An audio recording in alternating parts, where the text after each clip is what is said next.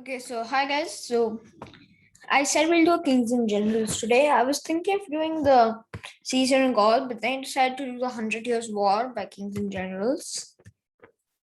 Sorry if my voice is a little off today, but yeah, because I got the flu shot yesterday, I might be having the symptoms of it, but yeah. So the 100 Years' War, we're going to start with the Battle of Crecy during the 100 Years' War, which is yeah, that thing just started without me even telling. But yeah. Anyways, the Battle of Crecy, I'd say one of the greatest wins England had over France ever. So let's start.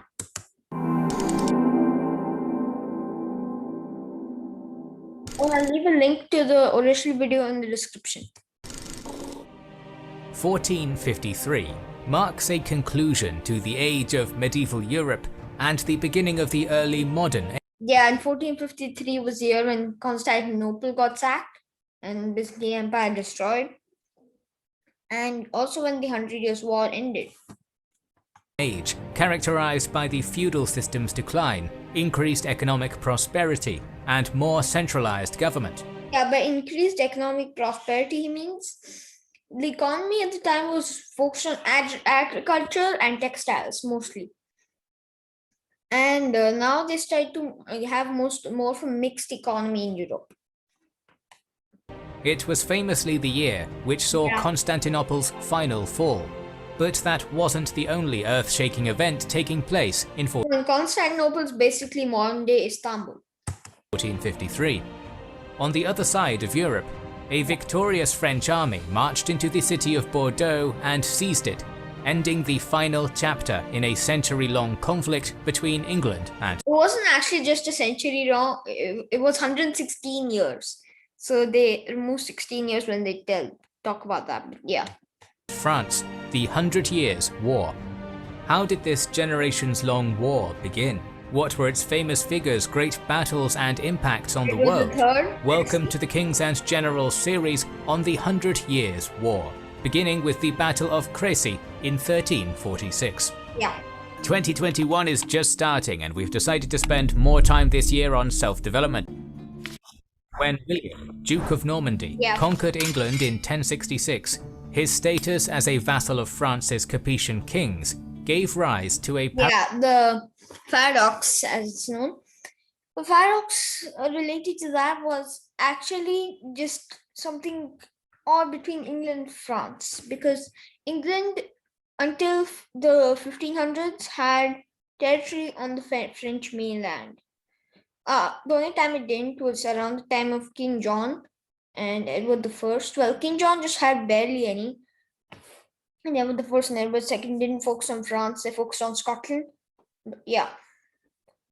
So it was just a paradox, like you were a vassal of the French since the Duchy of Normandy, but you were also a completely sovereign king at your own right at the same level of the French king. So that's how odd that was. Paradoxical situation in Western Europe. The monarchs of England now held ancestral territories on the continent as a vassal of the French kings, while also being rulers of a strong realm. Sometimes they controlled even larger territories in France than their overlords, a trend which reached its zenith between 1154 and 1204, when the Angevins, they had all of this, and France was almost cut into two. I mean, now their capital is still Paris, but I mean, now you have half the territory that you earlier did. And most of your large cities are gone. There's Bordeaux, Rouen, then that's pretty much all the cities I can actually pronounce, so yeah. Angevins ruled more than half of the country. This didn't last for too long, however, as a succession of strong French kings, beginning with Philippe II Augustus, gradually conquered more territory, and by 1224, all English possessions on the continent, save for Gascony in the southwest. This narrow strip of maritime territory, and Gascony was actually making more profit than England itself. And England also had control of Ireland and Wales, so it was making more profit than that. had grown prosperous under English rule and developed into an important source of royal income through the wine trade, often raising more in annual revenue than England itself. Gascony's population valued the connection it had with the island monarchy, and were not French as we know the French in our time. The duchy's language in the Middle Ages was a separate Gascon tongue, and its people had little to no ties with the people of northern France or its Capetian monarchy. Contemporary author Jean Froissart goes so far as to call the inhabitants the English. In 1259, King Henry III was forced to sign the Treaty of Paris, in which he renounced his claims on most continental lands, but was confirmed in his status as overlord of Gascony, but only. And Henry III was father of Edward I, then Edward II, and then you get Edward III. As a vassal of the French kings, to whom he was obliged to pay homage. Yeah. This is widely thought to be one of the factors which made the Hundred Years' War inevitable. Despite the peace, a number of dynastic and territorial wars over the next border skirmishes, territorial wars, they just want more land on the continent. And France wanted to get back Gascony, so England had no foothold on the continent to attack from. Next half-century ratcheted up the tension between England and France even more, giving both sides experience in raising armies and waging war. This state of affairs probably would have continued for a long time, but on January 31st, 1328, Charles IV, the last king of the main branch of the Capetian dynasty, died without a male and he was succeeded by Philip VI, I think. Let's just say heir, and left his kingdom in a dynastic crisis. Despite the fact that the English king, Edward III Plantagenet, was a he was next in line because he was the last Capetian king, was the uncle of Edward III. So his mother was the oldest sibling of the Capetian king. So Edward should have gone the throne, but went to a different branch. It went to a branch, I think it was like Charles IV's father's brother's son, I believe. So that was a much further branch. Nephew of the dead king, the French lords decided that his cousin, Philippe of Valois, which was the cadet branch of the Capetian dynasty, would inherit the throne. To justify it, they cited the ancient Salic law, which prevented women from inheriting any land, a rule. And they actually backtracked the law just before Philippe's reign, even though it came like 2 or 3 years after Charles IV died. Which affected Edward because he was related to Charles IV through his mother Isabella. Edward at the time was young, and England was under the control of Isabella and her lover Roger Mortimer, so in 1329 he paid homage to Philip VI. A year later, the now majority-age Edward and his supporters slew the despised Roger Mortimer and they actually snuck into his castle at night, which is the cool bit, and exiled Isabella to Norfolk, which allowed him to assume control. Why so close to London? I mean, she can just get an army, come there, exile her to Ireland, Scotland, France, or Roman Empire, somewhere like that. Of his kingdom.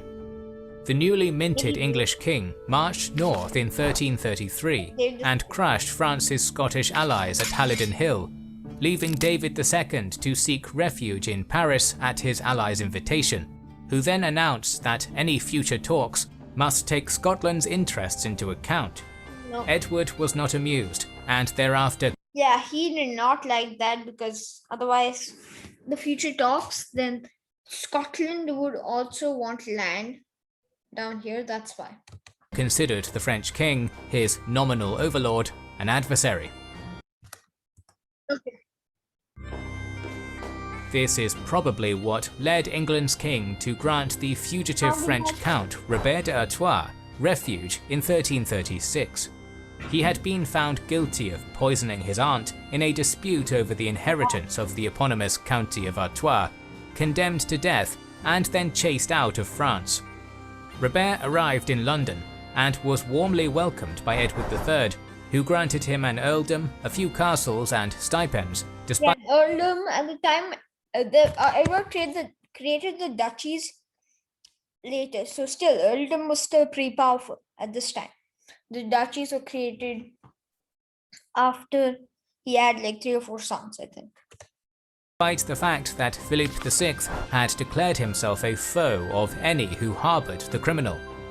When Philippe sent a demand to Edward through the Seneschal of Aquitaine, ordering his vassal to surrender Artois, the demand was rejected, and both. And also, he wasn't really his vassal. I mean, this was just a paradox. The only way he could surrender Artois is if Artois was in Gascony, but he wasn't. Parties began preparations for war. Since Robert was actually in England, where Philippe VI technically had no jurisdiction over Edward, rather than in French territory, the order was viewed to have no legal legitimacy, which further displayed the king-vassal paradox created by the Norman conquest of England. And Artois is like just south of Flanders, and Flanders is northern Belgium. Of these tensions came to a head on May 24, 1337. On that day, Philippe declared that Aquitaine no longer belonged to Edward because of the many excesses, rebellious and disobedient acts committed by the King of England and against us and our royal majesty. Only if his capital was in Gascony and Artois was in Gascony, then only you could imprison him. In particular, citing his granting of haven to Robert Artois. The king then called his feudal lords to summon to war, the so-called arrière-ban, and this is widely seen as the beginning of the 100 Years' War, despite the lack of actual declaration. Instead, it was the culmination of many growing tensions, such as the gradual centralization of government, the unworkable nature of the Plantagenets' vassals. Yeah, and the centralization of government was basically that the kings basically took a little more power from the dukes and the earls and all that. Status and other factors. The conflict began on two fronts almost immediately, as I think the first one was in Gascony or Brittany, and the second one was in Normandy. French began raiding an under-garrisoned Gascony. While that was happening in the south, a cash-strapped Edward III crossed the Channel He basically had no money. into Flanders, England's closest commercial partner through the lucrative wool trade, and purchased the Holy Roman Emperor Ludwig IV's allegiance. Yeah, but Ludwig didn't do anything. If Ludwig had done something, that would have been helpful. But didn't gain too much benefit from the expense. Even after being forced to sell the royal crown of England off for funds, Edward launched a campaign into France with around 12,000 troops, and eventually faced off against Philippe and his army, who outnumbered him 2-1 at Flamangerie in October. After a tense 2-1, Crecy also they were outnumbered 2-1, and they still came out on top. Standoff, Edward retreated back into friendly territory, and Philippe didn't pursue him. Though it was brief, the 1339 campaign was nightmarish for the local populations in Edward's wake. The chevauchée. Medieval tactics were basically like total war today. It was like chevauchée.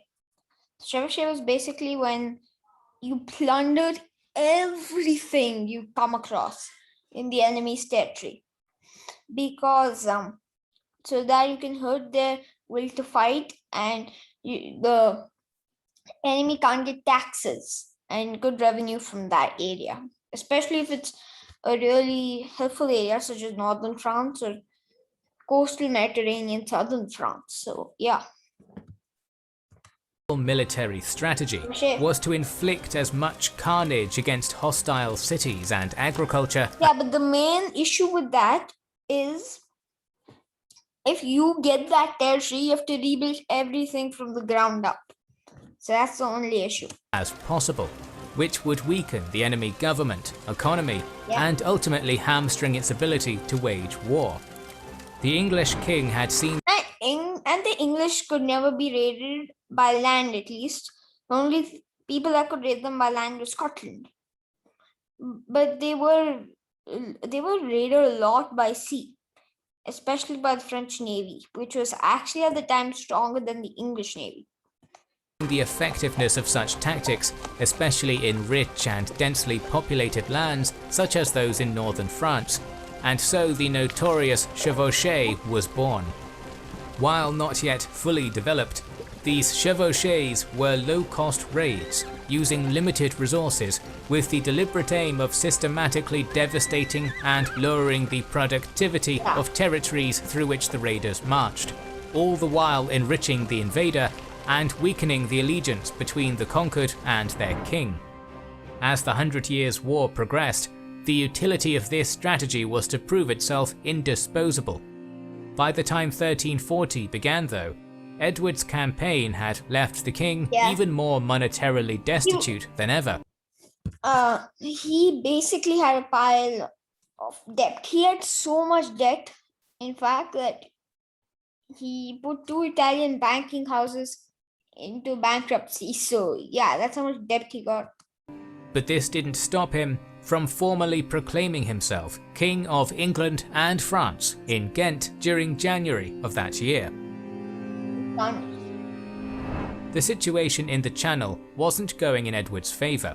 The French Ever since 1336, English coastal towns had continuously fallen victim to sea, such as Plymouth, then Southampton, but this is now Southampton, but it was called something else at the time, I believe, and Canterbury. But they weren't actually raiding Canterbury much because, like, it was considered a holy city. borne raids from French attacks, Yeah, but many while the Plantagenet king's own captains often managed to retaliate with equal rapacity. Philippe VI had the larger navy, and there was a real possibility of England being invaded. Edward III therefore returned to England 2 months after his coronation in Flanders. The fact that he owed money to prominent creditors in the area also Edward defaulted on Florentine loans of 1,356,000 florins, resulting in the ruin of the lenders. provided adequate reason to get off the continent. After making landfall, the king raised a new tax and immediately began assembling new forces for the war. Reinforcements and ships, mainly 150 or so converted merchant vessels known as cogs, were assembled at Orwell in Suffolk, ready. And these merchant vessels weren't close to as good as actual military vessels because they were not really made for fighting. They were made for trading. For the attack.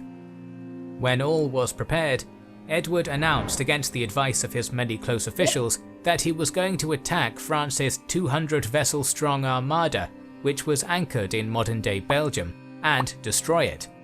In defiance of those members of his entourage who decried the apparently foolhardy naval assault, Edward III proclaimed that, "I shall cross the sea, and those who are afraid may stay at home." He set sail on June 22nd, 1340. 2 days later, Edward's fleet managed to trap Philippe's ships at the port of Sluis, using favourable conditions and a hail.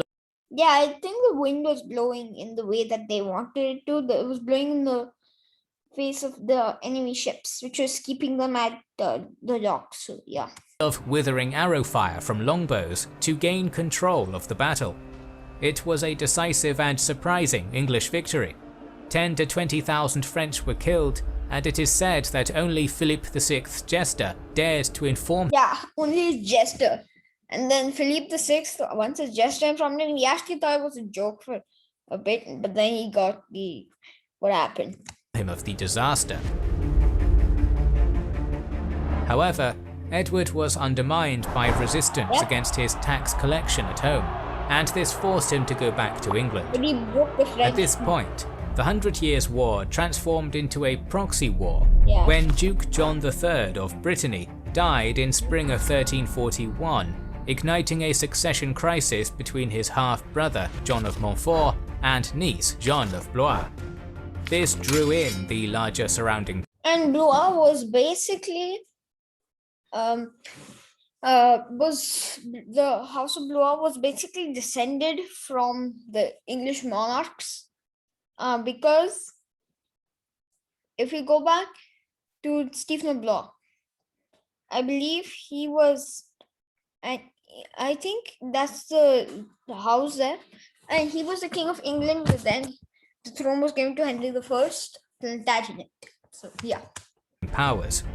England, the duchy's merchants and its peasantry largely supported the former, while France and the higher nobility sided with the latter. As well as opening up another front against Philippe VI, Edward's geopolitical interests were served by getting involved as well. English trade, reinforcement and communication routes by sea to Aquitaine went Not Aquitaine, Gascony. Either you could go from Ireland all the way down. Maybe you hit the coast of Spain, but you most probably go to Gascony. But at this time, these really good deep sea sailing ships, like this area of the sea was unknown to them. This bit was unknown. So yeah, so you're almost sailing in the edge of the world. While this, they need to cross Brittany, and then they could just go straight to Gascony. So yeah. Around the coast of Brittany, and a hostile ruler in the duchy might sever those vital connections. The war was initially going France's way until Edward sailed to Brittany with a small navy in 1342 and launched a blistering chevauchée through the enemy lands before besieging Rennes, Nantes and Vannes. After a few months campaigning, however, papal envoys negotiated a 3-year truce, and the English king returned to his kingdom in January 1343. Pope Clement VI tried to end hostilities by mediating a peace conference at Avignon the year after. But all you have to do is just give England Aquitaine, and that's it. Just give him Aquitaine, because Aquitaine's like, it's only Aquitaine's duchy and Anjou's the county. Give them Anjou, maybe half of Aquitaine, and then you're good. But neither side would agree to the terms put forward by the other, and the war continued unabated. 1345 saw the first major English military venture into Gascony, with several thousand men under the Earl of Derby retaking Bergerac and then defeating a French counterattack in October. This action gave Edward time to plan and amass his forces in England. He sailed from Portchester in July of 1346 and landed at the Norman town of La Hogue with a large army, much to the surprise of the local population. Yeah, much larger. This Portchester is basically modern-day Southampton. New theatre of Well, if you can hear something, that's just my dog yelling. war in Normandy was virgin land heretofore untouched by the conflict, and because whatever was touched was Flanders, and southern France through some raids from Gascony. of that, its devastation would massively affect any taxation that the Valois king hoped to extract from it. In addition, the destruction would diminish Philippe's prestige and hopefully goad him into an ill-considered battle. Yeah, and all you need to do to box like the French Navy is take over Flanders, basically all of northern France. And if you can get Brittany on your side, you're good. And then you just move slightly north and take this. Then the French Navy is only boxed in the Mediterranean. And at the time, so just Morocco is controlled by the Muslims, and there were crusades. I think the crusades were over like a bit before this. And then just before the Strait of Gibraltar, there was a Spanish kingdom which was also Muslim. So the French Navy would just be boxed. Whether Edward actually planned to campaign in Normandy is a matter of debate though, with some historians even claiming that the plan was to campaign in Gascony, but was thwarted by unfavourable winds. Whatever the case, the English army rested for the night, then set off at dawn, launching a blistering chevauchée throughout the Cotentin Peninsula.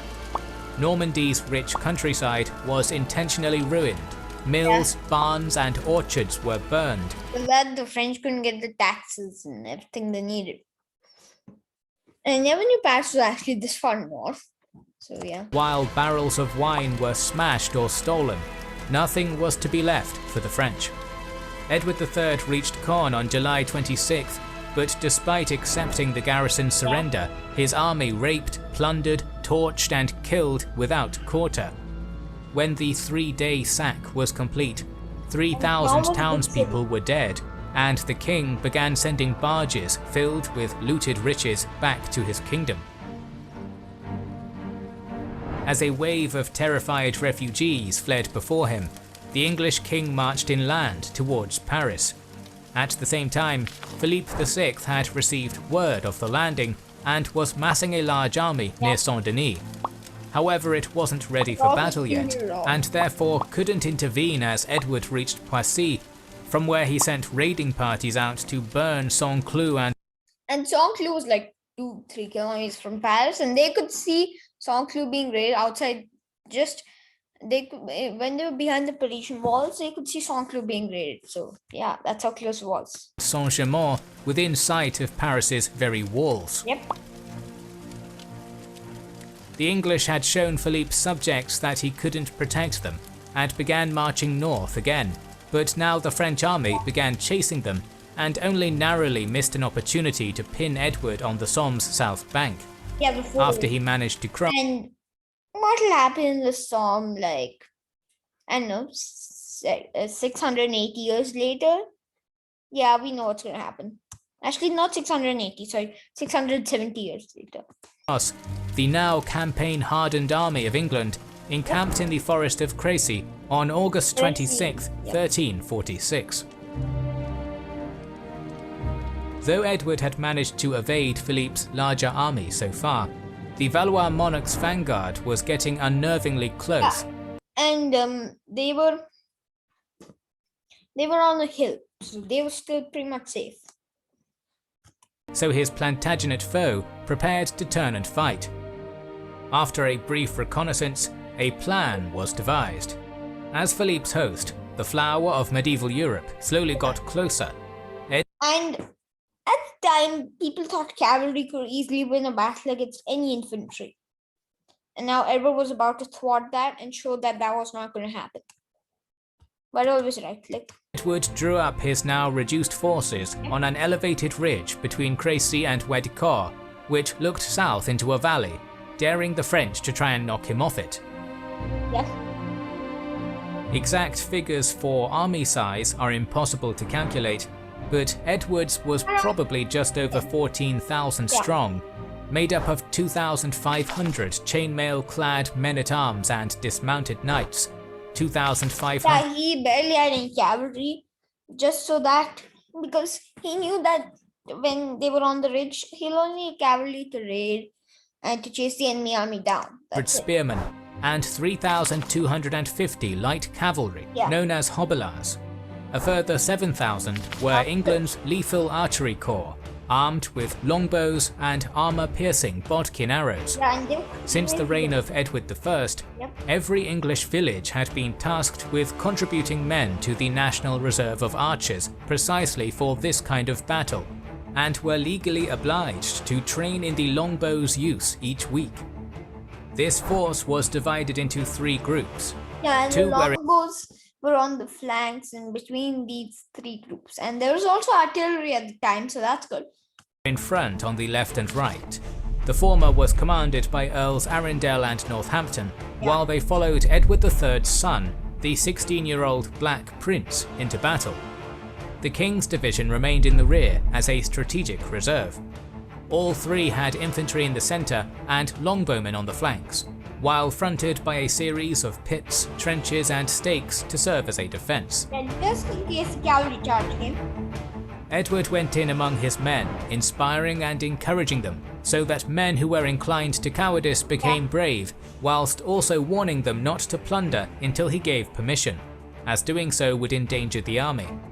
Morale and discipline And in 1066, Harold Godwinson's army left the fortified position and charged the enemy down, but then they were encircled, destroyed, and that made them lose. So Edward knows that.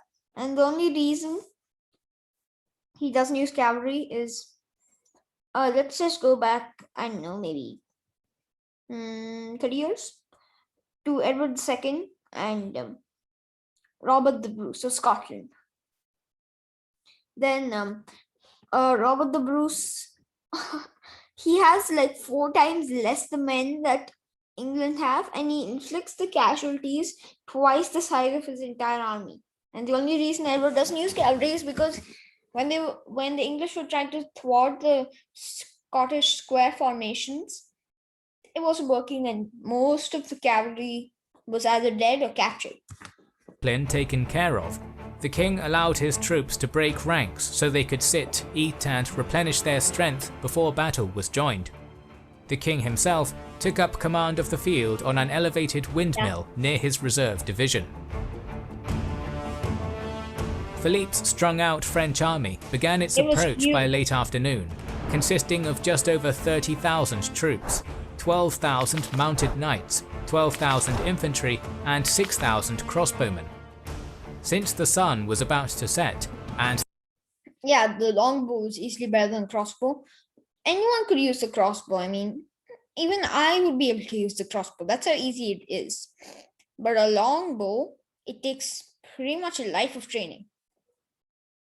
And a crossbow doesn't have as good of a range. It doesn't have the same armor-piercing arrows.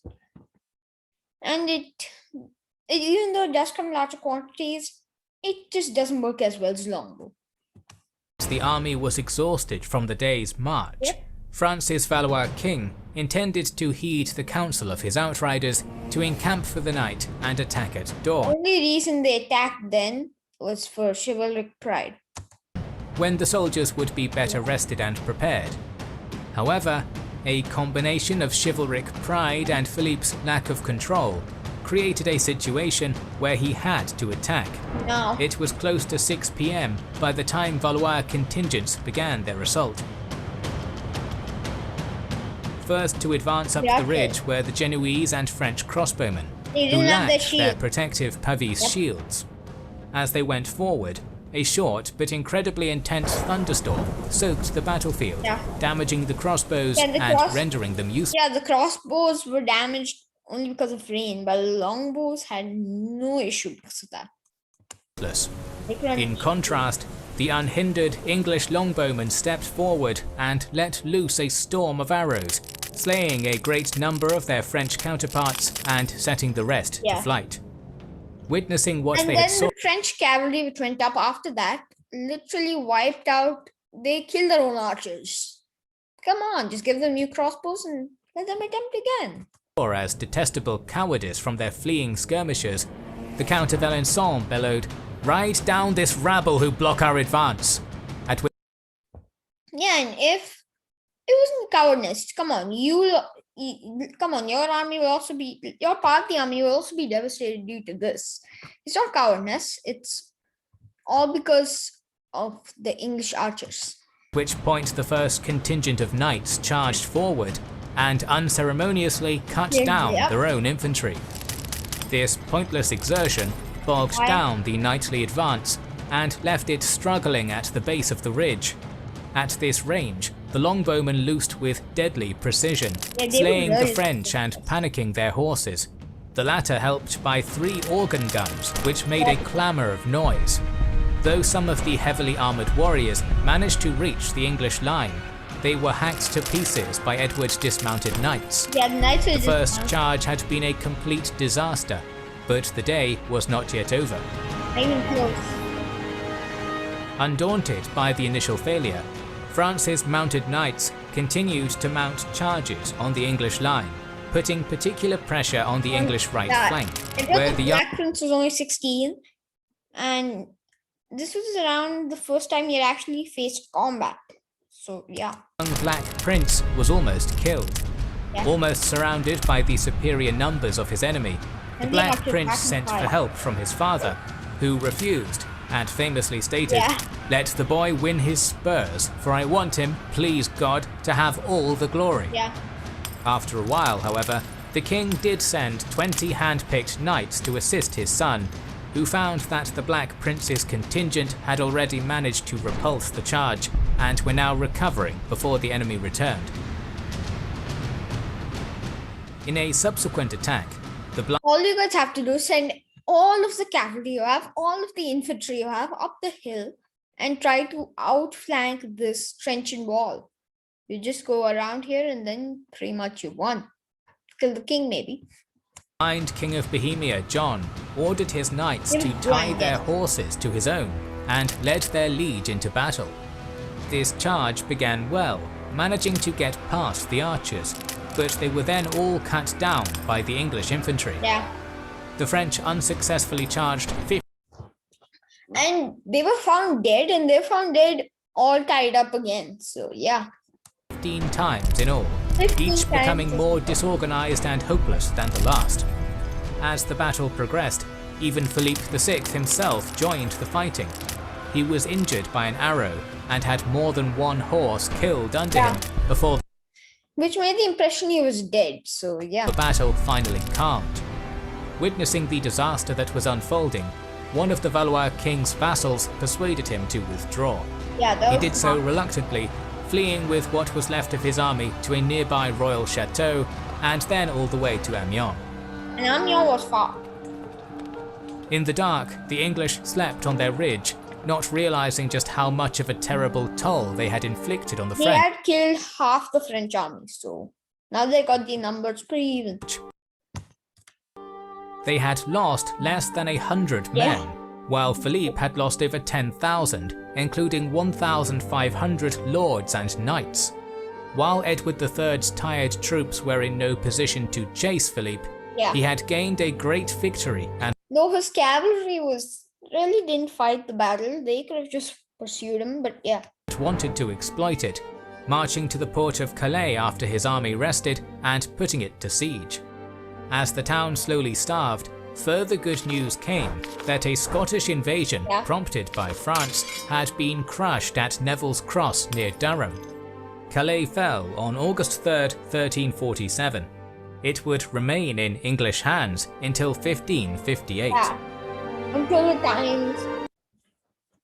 It remained in English hands until the times of Queen Mary. So yeah. Our series on the 100 Years' War will continue in the coming weeks.